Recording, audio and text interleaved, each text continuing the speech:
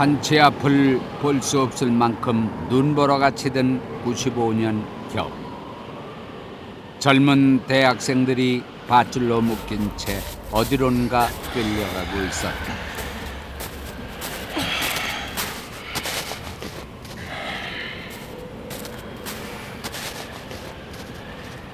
젊은 학생들의 표정은 담담하다. 마치 모든 것을 체념한 듯, 아니면 어쩔 수 없이 받아들이겠다는 듯 담담하고 고요하다. 이들은 잠시 후 자신들에게 닥칠 운명을 알고 있는데도 동요하는 빛은 보이지 않는다.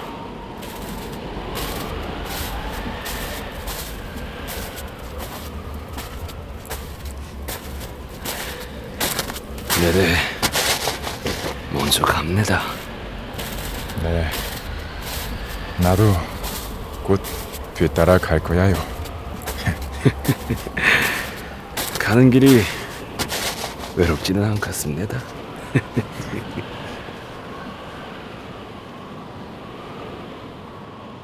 밧줄에 묶인 채 끌려가던 젊은이들이 어딘가에서 멈춰 서고 뒤이어 들리는 총소리. 꽃다운 젊은이들이 총을 맞고 쓰러졌다. 김정일의 선군 정치나 공포 정치가 잘못됐다는 것을 알고 올바른 길로 가기를 원했던 젊은이들이다. 누구보다 북한 인민들이 배불리 살기를 원했던 젊은이들이 옳은 말 한마디 했다가 전원 총살당하고 만 것이다.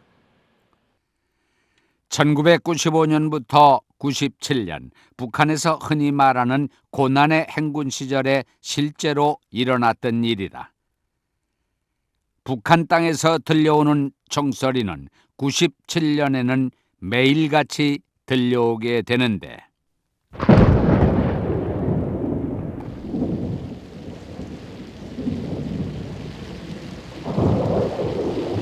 천둥번개 요란하고 굵은 장대비가 사방을 적셨던 1997년 8월 어느 날, 그날도 때 아닌 총성이 울려 퍼졌다.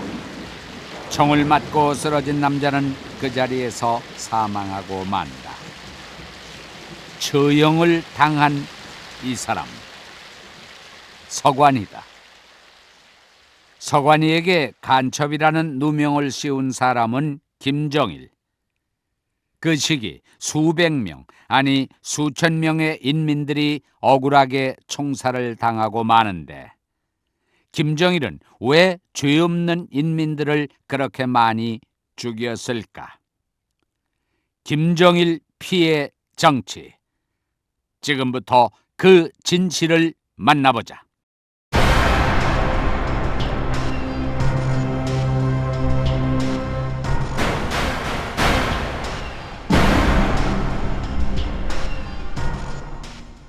김정일 피해 정치 전주곡은 이미 대규모 식량난 때 흘러나오고 있었다. 300만여 명이나 되는 인민들이 굶어 죽는 사상 초유의 사태가 발생한 일, 순박한 북한 인민들이 의문을 갖기 시작한 것이다.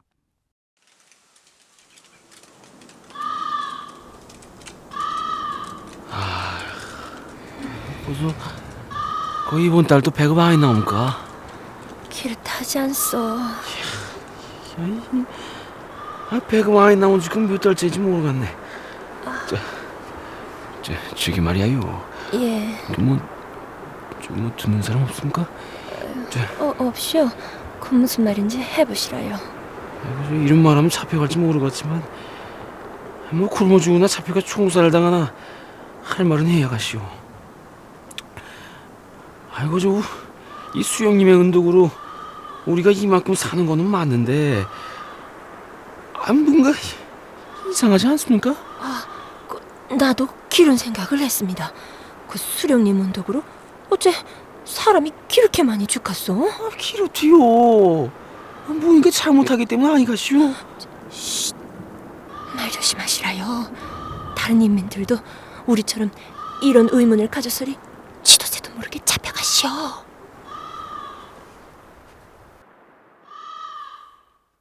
북한에서 식량난이 발생하고 아사자가 속출하던 그때 민심이 술렁이기 시작하자 김정일은 이런 생각을 하게 된다. 뭐?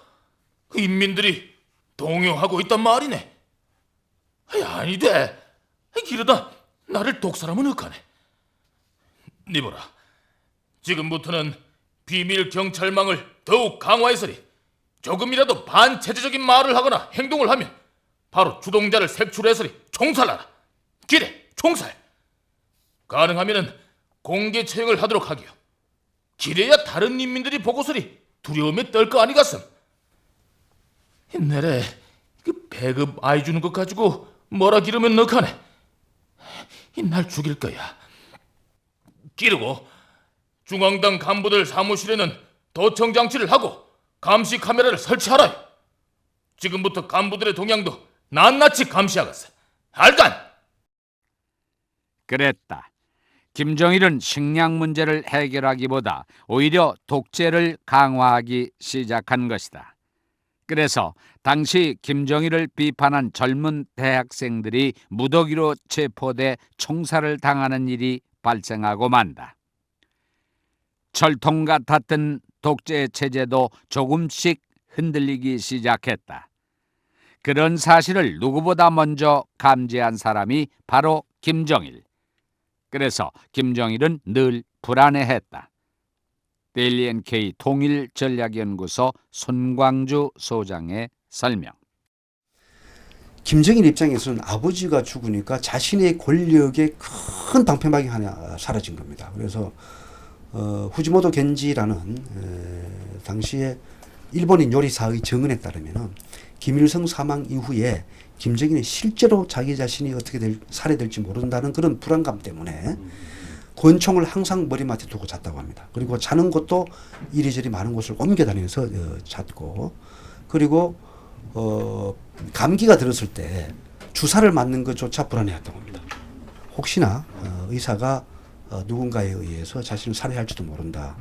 그리고 진통제가 들었는지 안 들었는지를 따져 묻고, 이 주사에 진통제가 마약 성분이 있느냐 없느냐 이걸 따져. 그래서 주사를 맞지 않겠다라고 한 적도 있었던 겁니다. 그러니까 김일성 사망 이후에 김정일이 심정적으로 불안한 어떤 그런 감을 가진 것은 분명하고, 그러한 데서 기초해서 심화조 사건을 일으키면서 아버지의 권력에 끝에 말하자면 이제 충직했던 사람들을 다 쳐내는 것이죠.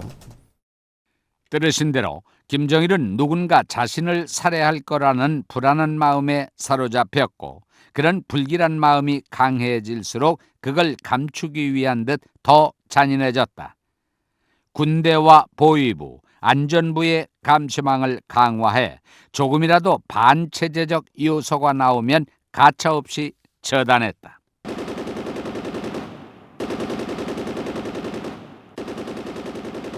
(1995년부터) (98년까지) 조선 전역에서는 쉴 새 없이 총소리가 울렸다.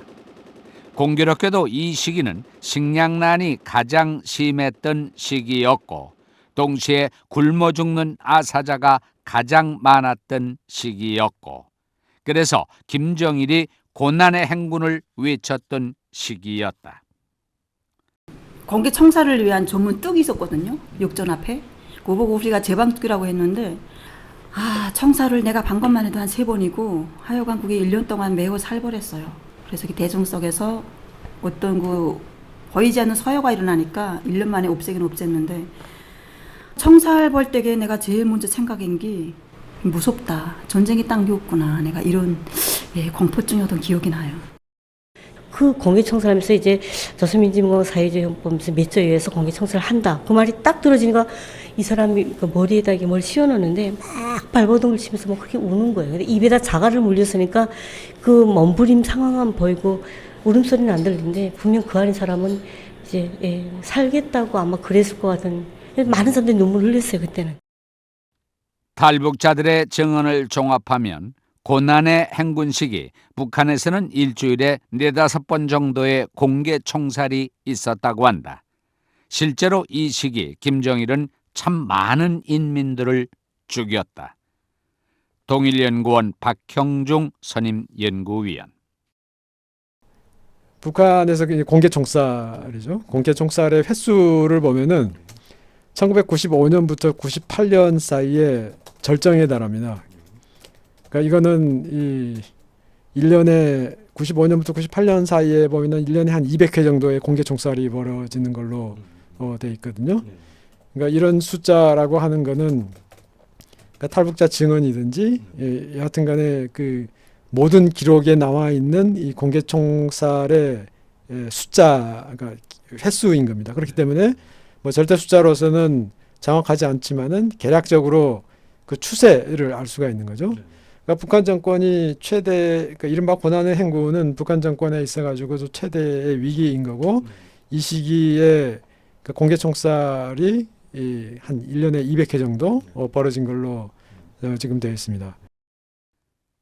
한국을 포함한 대부분의 민주주의 국가에서는 단 한 건도 일어나지 않는 공개 총살이 북한에서는 1년에 무려 200회 정도나 벌어졌다. 유엔이 매년 북한을 세계 최악의 인권 탄압 국가로 지정하는 것도 이런 행위들 때문일 것이다. 김정일에 의해 공개 처형을 당하는 사람들은 도대체 얼마나 무거운 죄를 저질렀다는 말인가? 뭐이네?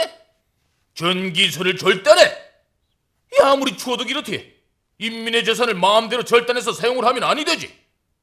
공개 총살하라. 김정일은 살기 위해 어쩔 수 없이 저지른 생계형 범죄자까지 공개 처형하고 말았다. 김정일이 공개 처형을 많이 했던 것은 인민들에게 공포심을 심어줘 식량난으로 인한 혼란을 다잡으려고 한 것이다.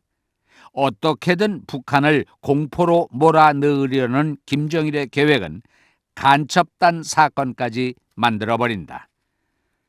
북한 전역을 피로 물들인 대규모 간첩 사건. 그 시작은 1997년 8월이다.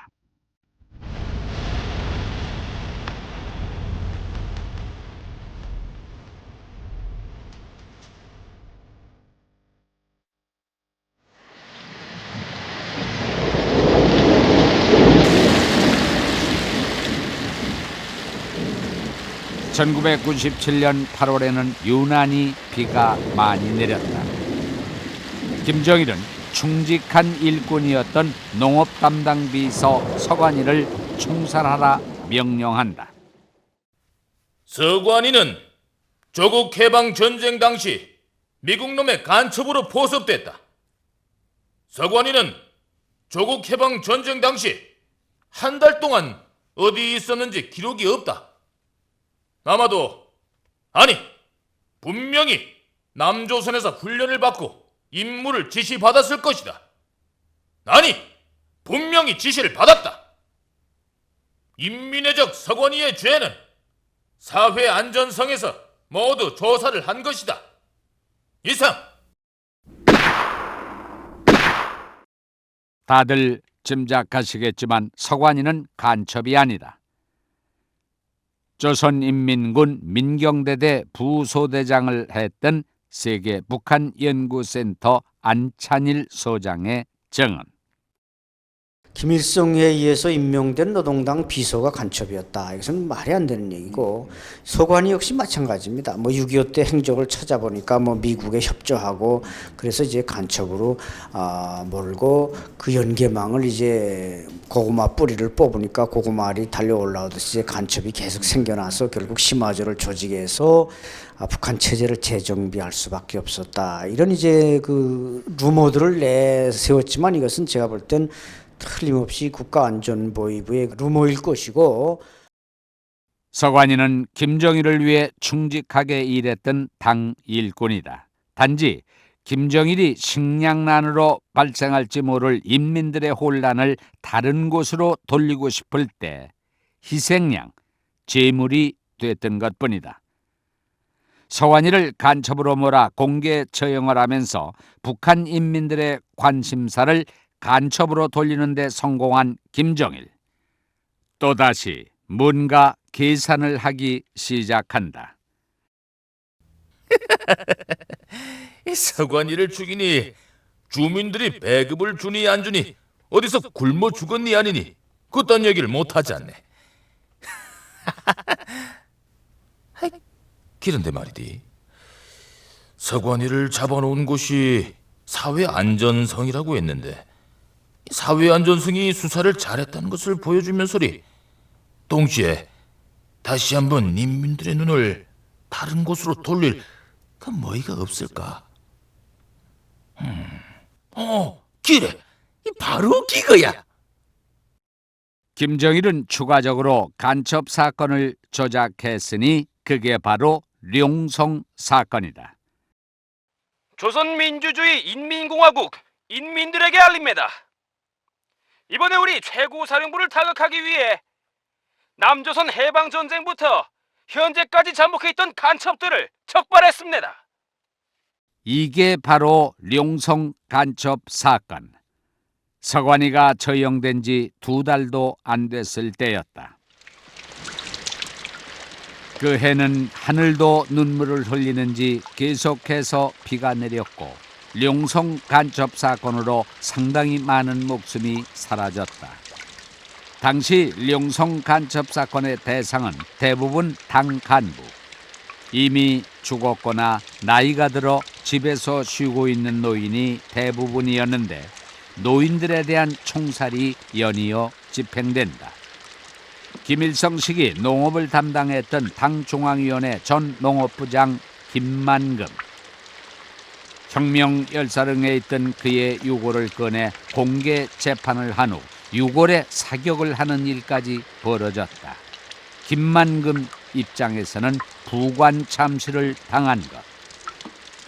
중앙당 고위 간부로 오랫동안 일했던 피창협은 고문을 이기지 못해 자살했고 그 가족들은 3대까지 정치범 수용소로 끌려갔다. 피비린내 나는 일은 지나칠 만큼 많았다. 하나밖에 없는 소중한 목숨이 억울하게 죽는 일은 거기서 끝났어야 했다. 그런데 김정일은 본격적인 피해 정치를 준비하고 있었다. 일명 심화조 사건이 서서히 다가오고 있었던 것이다.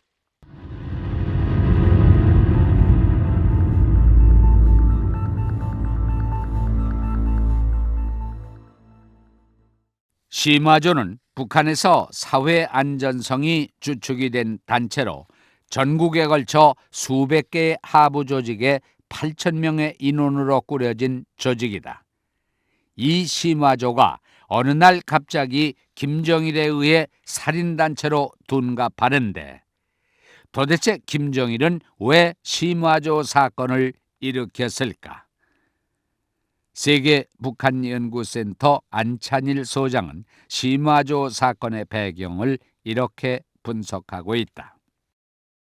김일성이 사망하고 북한 사회가 극도로 혼란에 접어들면서 이제 북한은 그 내구력, 그러니까 내부 통제망을 강화하고 이런 이제 그 뭔가 공포를 조성하는, 그래서 이제 김정일이 96년도에 이제 김일성 종합대학에서 그 연설을 하면서 당 관료들을 그 노동당이 송장당, 뭐 노인당이라고 비판하고 그 이제 총소리를 내라 이런 이제 지시가 난 이후에 이제 심화조 사건이 터지게 됩니다. 들으신 대로 김정일은 김일성이 사망하고 본격적인 식량난이 시작하면서 인민들이 크게 동요하자 불안해졌다. 이를 다잡기 위한 사상전쟁을 결심하게 된 것이다. 먼저 중앙당 선전선동부의 지시에 전쟁 분위기를 고취시키는데 동무들은 잘 들으시오. 위대한 너보이 수령님이 사망한 틈을 노려 미 제국주의와 남조선 괴뢰들이 침략전쟁의 기회를 노리고 있어. 지금 적들이 혁명의 수뇌부를 암살하려고 테러 분자까지 침투시키고 있어. 우리는 당과 인민을 위해 테러 분자들을 철저히 소탕할 거요. 조선 인민 전체의 공민증을 철저히 조사해서 불순 분자들을 색출하시오. 이상.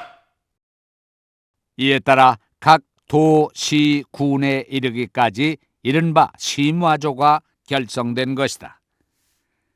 심화조는 주민등록 요회를 심화한다는 말에서 나온 것. 사회 안전성에 보관되어 있는 주민등록 요회 문건을 심화해서 불순분자들을 색출하겠다는 것인데, 여기에 동원된 사회안전성 인원만 8,000명에 달했다. 이리하여 사회안전성은 4년 동안 북조선 전역을 피로 물들였다. 심화조의 책임자는 사회안전성 정치국장 최문독 대장, 지휘부 참모장은 사회안전성 참모장 황진택 상장이었다. 김정일에게서 전권을 받은 사회안전성은 무소불위의 힘을 휘둘렀다. 꼼짝 말기요. 문성술 반동 새끼. 그래, 도망갈 데가 없으니까 네 방 안에 있구만 문성술. 너는 도관에 든 쥐야 이 반동 새끼. 반동. 내래 한평생 조국과 인민을 위해 충성한 것밖에 없어야. 그런데 무스기 반동. 말이 많구만 기래.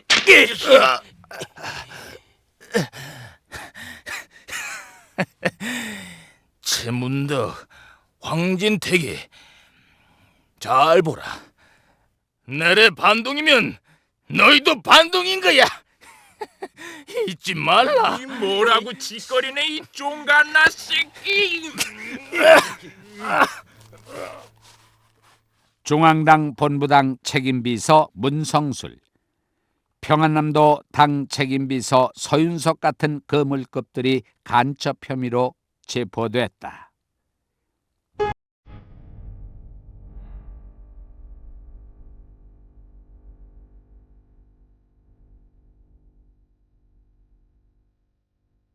문성술은 고문을 받다 죽었고 서윤석은 정신 이상에 걸린다.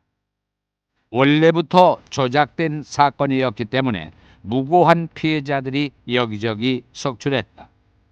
심화조 조원들은 간첩을 한 명 잡으면 공화국 영웅이란 최고의 칭호를 받고 승진했기 때문에 선량한 사람들을 고문하면서 억지로 간첩을 만들어 나갔다. 6.25 전쟁을 경험한 간부들이나 인민들은 조금이라도 의심이 가면 체포돼 조사를 받았고, 이 과정에서 많은 사람들이 고문으로 살해되거나 간첩 누명을 써야 했다. 그러다 보니 평소 개인적으로 악감정이 있는 사람들까지 잡아들였다. 이때 재수없이 심화조 조원의 눈에 걸려든 사람은 가족 3대까지 정치범 수용소로 끌려갔다. 매일같이 총성이 울렸고 피가 사방으로 튀었다. 1997년 말부터 2000년 말까지 심화조 사건으로 숙청당한 인사와 그 가족이 몇 명이나 되는지 아는가? 놀라지 마시라. 25,000명이나 된다.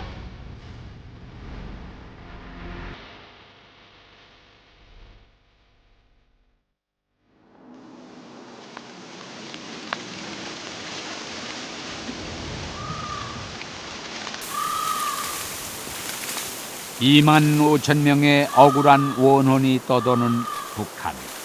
피비린내는 좀처럼 가시지 않았다.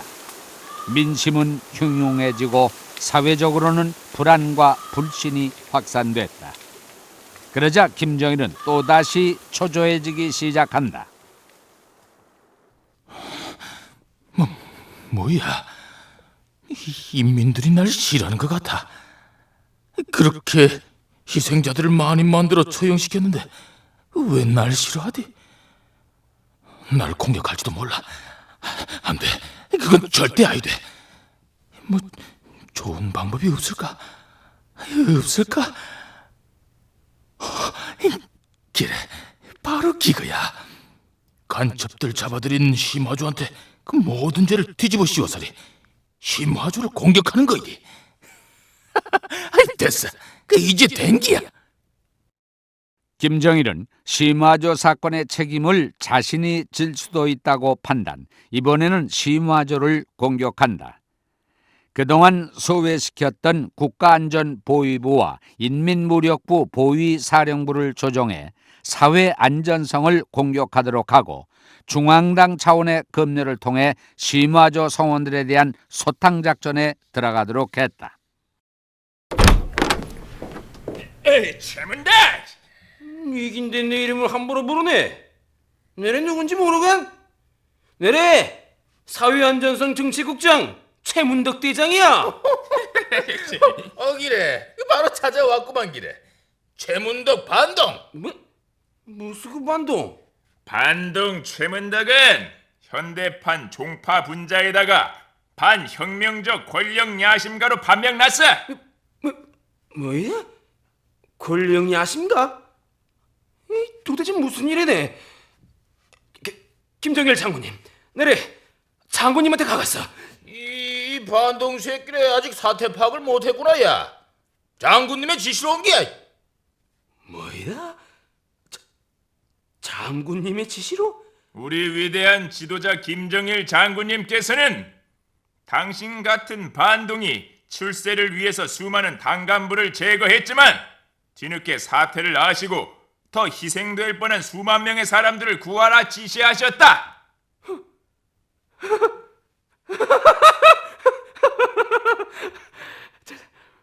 장군님께서 그렇게 말을 했다. 내가 이 최문덕이가 출세를 위해 당간부를 제거했다. 내래 누구 지시로 일을 했는지는 장군님이 제일 잘 알기야. 그런데 그래 또 희생자가 필요한 게로구만. 그만하라. 그만하라. 이렇게 전체 간부 사회가 크게 동요하고 부문과 부문, 간부들과 간부들이 이전 투구를 벌이게 되자 김정일은 또다시 주민들을 기만할 새로운 모략이 필요하다고 판단해서 지금까지 심화 사업을 벌였던 심화조에게 모든 죄를 뒤집어 씌우게 됩니다. 그래서 심화조 사건의 지휘자였던 최문덕이 하루아침에 또 숙청을 당해서 공개 처형을 당하게 되고요. 양강도 대웅당군 보안서 주민등록과장이었던 도용택도 심화조의 일원으로 나섰다가 2007년 8월 17일 교화소에서 비참하게 죽게 됩니다.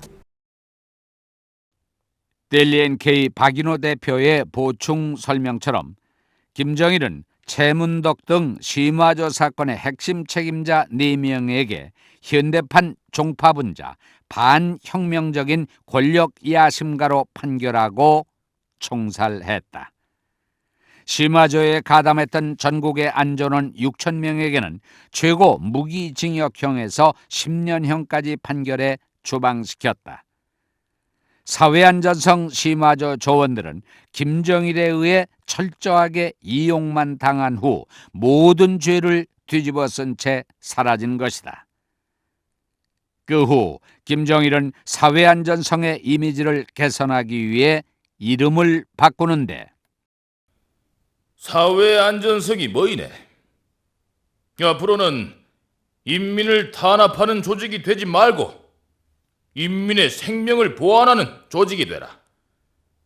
그래서 이름은 인민보안성으로 하기요. 그래서 사회안전성은 인민보안성으로 이름이 바뀌게 된다.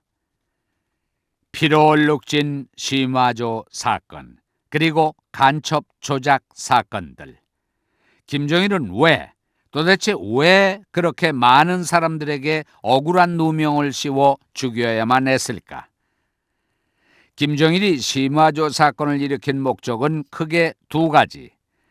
김일성의 죽음과 식량난으로 민심이 동요하자 공포 정치를 통해 내부를 수습하기 위해서, 또 하나는 김일성의 죽음을 계기로 간부들을 재정비하고 김정일 자신에 대한 충성심을 고취하기 위해 대규모 간첩 사건을 벌인 것으로 보인다. 그런데 이 간첩 사건, 피해 정치로 가장 크게 피를 본 사람이 누군지 아는가? 북한노동당 통일전선부 101 연락소에서 근무했던 장진성 씨. 근데 이 시마조 사건이 주는 시사점은 크다고 봐요. 그러니까 그 시마조 사건 이후 그 부작용이라고 할까요? 그 북한 체제 내부의 부작용은 뭐냐면 우선 정권이 그 어떤 행위도 할 수 있다는 이런 어마어마한 그런 간첩단 조작 사건도 할 수 있다는 것을 주민들에게 깨우쳐줬고 또 경각심을 준 셈이에요. 그리고 이것으로 인해서 김정일은 많은 것을 얻은 것 같지만 실제는 많은 것을 잃어버렸어요. 우선 권력 내부 안에서도 김정일에게 충성하면 그 돌아오는 것은 반드시 그 약속된 명예와 부인 줄로만 알았는데 자기 그 어떤 권력 필요 시점에는 얼마든지 숙청할 수 있다는 데 대해서 한마디로 말해서 김정일 개인의 신뢰도가 간부들 사이에서 많이 떨어졌다고 볼 수 있는 것이죠. 그렇다. 북한 인민들이 더 이상 김정일을 믿지 않게 된 것이다. 자업자득, 간첩 조작 사건과 시마조 사건으로 가장 크게 피를 본 사람, 김정일 아닐까?